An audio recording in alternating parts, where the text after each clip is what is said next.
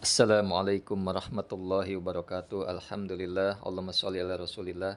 Sahabat semuanya yang dimuliakan oleh Allah Subhanahu wa taala, kita melanjutkan kajian kita di dalam kitab Fathul Qorib masih terkait membahas tentang perkara salat Jumat. Qala al-musannifu wasyari'u rahimahullahu taala wa nafa'na bihi wa bi ulumihi fi darini amin. Wassalisu. Kemarin telah membahas tentang kefarduan Jumat yang pertama dan yang kedua. Sekarang kefarduan Jumat yang ketiga.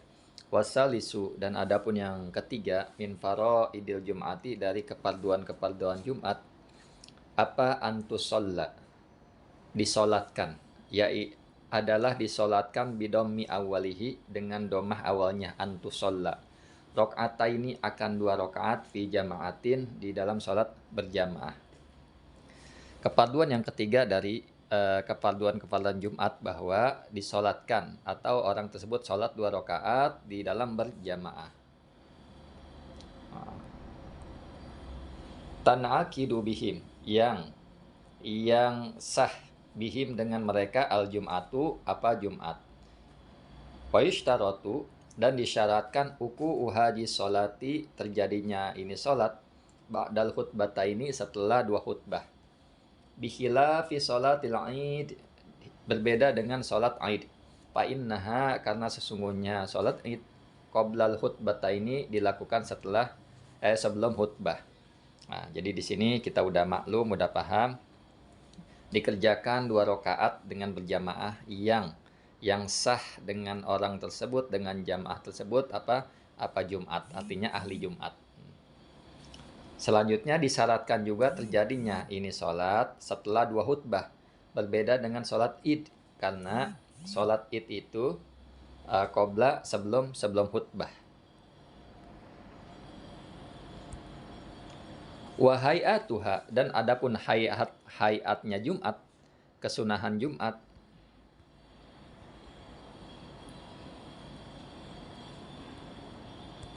wasabaqo, dan telah lalu, maknal hayati, apa maknal hayah.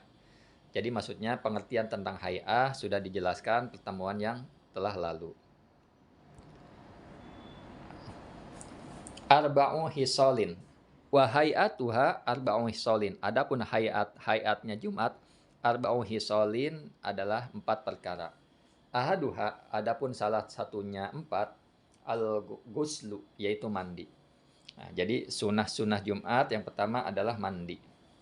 Liman yuridu huduraha, bagi orang yang ingin pada menghadirinya Jumat, min dzakarin, dari laki-laki, au unsa, atau perempuan, au hurrin, atau orang merdeka, au abdin, atau hamba sahaya, muqimin, atau orang mukim, au musafirin, atau orang musafir. Jadi sunnah Jumat yaitu yang pertama mandi.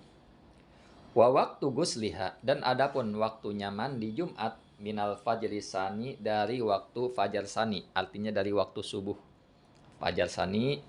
Wa takribuhu, dan adapun mendekatinya mandi, min dihabihi, dari berangkatnya orang, afdalu, itu lebih utama.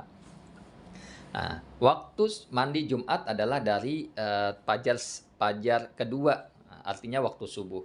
Namun yang paling utama adalah mandi tersebut tatkala hendak mau Jumatan, mendekati mau Jumatan. Fain ajaza, jika tidak mampu atau lemah, angus liha, dari mandinya Jumat, tayammama, maka bertayamum ianya orang, biniyatil gusli, dengan niat mandi, laha, bagi Jumat. Seandainya orang tersebut sakit atau terkena sesuatu yang memang tidak sanggup mandi, maka dia bertayamum dengan niat mandi Jumat. Wasani, adapun yang kedua adalah sunnah yang kedua, tanziful jasad, membersihkan badan. Biizalatir rihil al-karihi, dengan menghilangkan bau yang dibenci, bau yang tidak sedap, bau yang tidak enak, minhu, dari jasad. Sunanin, seperti baunya, seperti bau busuknya ketiak, ketek. Paya ta'ato, maka mengambil ianya orang, pada perkara, yuzilu, yang menghilangkan apa ma'hu pada bau ketek, min martakin dari kapur boros, dari sejenis kapur boros yang menghilangkan bau, wa nahwihi dan semisalnya kapur. Jadi boleh pakai apa saja yang akan menghilangkan untuk menghilangkan bau tersebut, sabun dan sebagainya. Wasalis, adapun yang ketiga, lubusus siyabil bidi, itu mengenakan pakaian putih, berwarna putih. Fa innaha, karena siyabul bid abdolus siyab, yaitu seutama-utamanya pakaian. Jadi pakai gamis putih atau koko putih, itu sunnah yang Jumat yang ketiga. Warobi, adapun yang keempat, akhdhu zufri, memotong kuku. Intola, apabila panjang apa kuku. Wasya'ri, dan memotong rambut. Kadalik, seperti demikian kuku. Nah.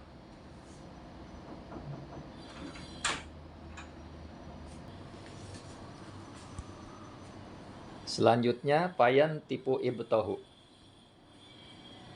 Payan tipu ibtohu, menyukur ketiak, memotong bulu ketiak. Kemudian ini mencabut bulu ketiak. Wa yakusu syaribahu, dan mencukur kumis. Sunnah selanjutnya wayahliku anatahu, dan mencukur siapa man anatahu, bulu kemaluan. Ini sunnah yang keempat. Jadi memotong kuku, memotong rambut ketika panjang, mencabut bulu ketiak, memotong kumis, dan memotong bulu kemaluan. Watatoyubu, dan memakai wangi-wangian. Ini yang selanjutnya. Biahsanima, dengan sepaling bagusnya perkara, wujida, yang ditemukan, minhu, dari ma. Jadi memakai wangi-wangian maksudnya dengan wangi-wangian yang paling bagus.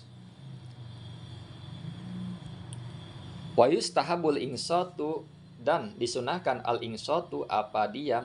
Wa huwa, adapun insat, sukutu, yaitu diam, ma'al isgoi, bersama dengan mendengar. Jadi bukan diam-diam tidur, tapi dia memperhatikan dan mendengar. Fi waqtil khutbah, di dalam waktu khutbah. Wa yustasna, dan dikecualikan, minal insati, dari diam. Maksudnya dikecualikan apa? Umurun, apa perkara-perkara, madkuratun, yang disebutkan, fil mutawwalati, di dalam pembahasan kitab-kitab yang panjang. Minha, diantara umur atau perkara, i'daru a'ma, itu memperingatkan orang buta, ayyako'a, pada akan jatuh fi bi'rin, di dalam sumur. Jadi dikecualikan, memang ketika mendengarkan khutbah harus diam dan mendengar. Namun dikecualikan kepada orang yang memang mau memperingatkan orang buta agar tidak jatuh ke sumur. Waman, dan memperingatkan atau kepada orang dabba, yang merayap. Dabba itu yang merayap, yang berjalan ilaihi, kepadanya, man akrobun, yaitu kalajengking, misalnya. Jadi kepada orang kepada hewan yang merayap kepadanya dalam bentuk kalajengking dan semisalnya hewan yang berbahaya. Nah, itu perkara-perkara yang dikecualikan. Wa man dakhala, dan barang siapa yang masuk, dakhala al masjida, pada masjid, wal imamu, dan adapun imam, yakhtubu, itu berkhutbah siapa imam, shalla, maka salat siapa orang, rakaataini, akan 2 rakaat, khafifataini, yang ringan apa 2 rakaat, summa yajlisu, kemudian ia duduk.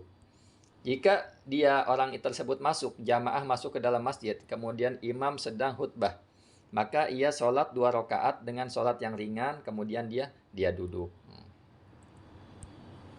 Wa ta'birul musannifi, dan ungkapan musannif, adapun ungkapan musannif, bidakhala, dengan lafadz dakhala, yubhimu, itu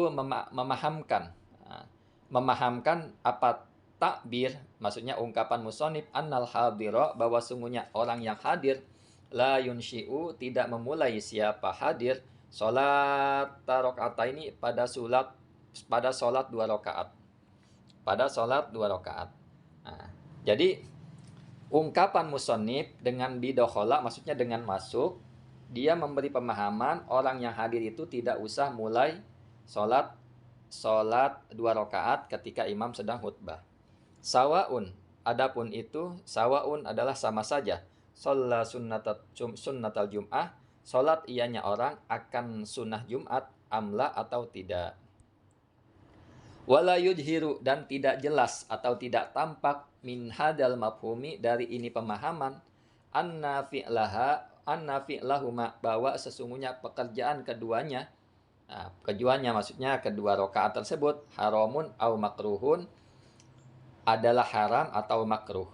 Jadi tidak tampak dari pemahaman ini bahwa pekerjaan 2 rakaat tersebut, tatkala khotib sudah naik mimbar dan jamaah yang ada di situ, bukan yang baru datang tapi yang ada di situ sholat 2 rakaat, tidak diketahui bahwa perbuatan tersebut haram atau makruh. Tidak diketahui. Tetapi An-Nawawi, Imam Nawawi, fi Syarhil Muhadzab, di dalam syarah Muhadzab, soroha, menjelaskan siapa Imam Nawawi, bil hurmati, dengan keharaman. Akan tetapi Imam Nawawi menjelaskan bahwa perbuatan tersebut, jika imam sudah naik mimbar dan ia sholat 2 rakaat, yang hadir tersebut, Imam Nawawi memberi kejelasan bahwa perbuatan tersebut haram, hendaklah ditinggalkan gitu. Wa naqala, dan menukil ianya Imam Nawawi al-ijma'a, pada ijma' alaiha, atas keharaman, anil Mawardi, atas Imam al-Mawardi. Itu mudah-mudahan dapat dipahami. Wallahu a'lam bishawab. Assalamualaikum warahmatullahi wabarakatuh.